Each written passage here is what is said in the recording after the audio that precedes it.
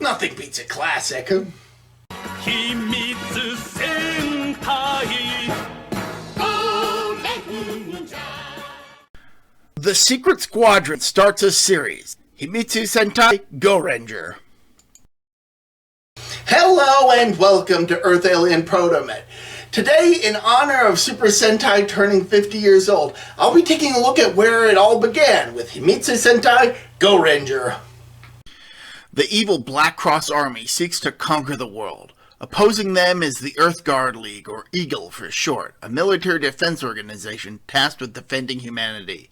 In order to battle against the Black Cross Army's masked monsters, a team of 5 EAGLE members, all lone survivors of different attacks on EAGLE bases, band together as Himitsu Sentai Gorenger. A simple but effective premise, as with most tokusatsu shows of the 70s.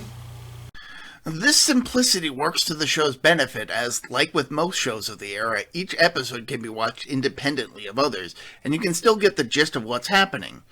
Ongoing plot lines in the franchise were still a ways off, so each episode had to stand on its own to draw in an audience. Not that there's no continuity, but I'll get to that in a bit. But one of the main reasons why the show never ends up feeling repetitive is due to the secret agent nature of the show's plot, allowing for a wide variety of espionage over the show's run. And that's because the Gorenger team is comprised of very capable individuals. Tsuyoshi Kaijo is the leader of the team, Aka Ranger, a master of the whip Red Butte. Akira Shinmei is the team's pilot, Owl Ranger, using his blue cherry bow to sharpshoot enemies. Daita Oiwa, while not the brightest, despite his love of riddles, makes up for it as the muscle of the team, Key Ranger.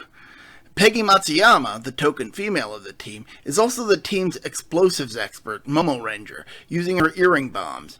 And finally, Kenji Asuka, the youngest member of the team, Mido Ranger, who utilizes his Midomerang boomerang to attack enemies from a distance.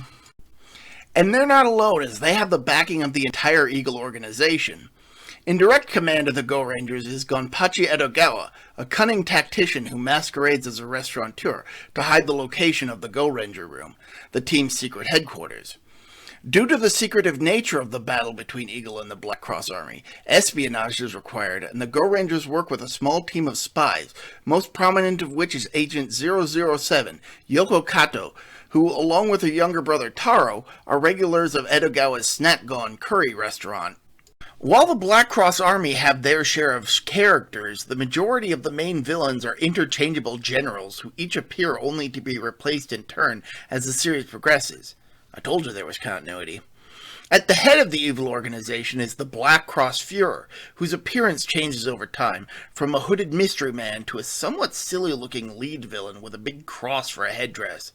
He is initially played by Mitsuo Ando, who is unfortunately replaced during the show's second half by Nobu Oyana, who clearly does not fit in the obviously oversized costume.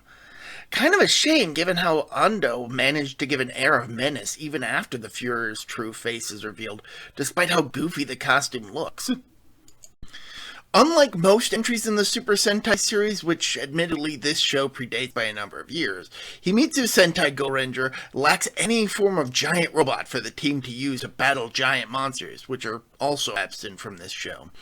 Instead, the Gorenger team utilize more practical vehicles, such as their motorcycles, the red, blue, and green machines, and more prominently their flying machine Verablu, which is mostly piloted by Owl Ranger.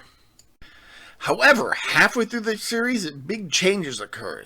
The first is the destruction of Verabloon, leading to it being replaced with the sleeker Vera Doreen, again piloted primarily by Owl Ranger. Next is the upgraded weapons the team gets, including Key Ranger's Key Sticker, finally giving him a weapon. There's also the introduction of new cycles, the red, blue, and green stars, but more importantly the addition of new support vehicles, the incredibly versatile Veritank, and the flying support machine Verikakune.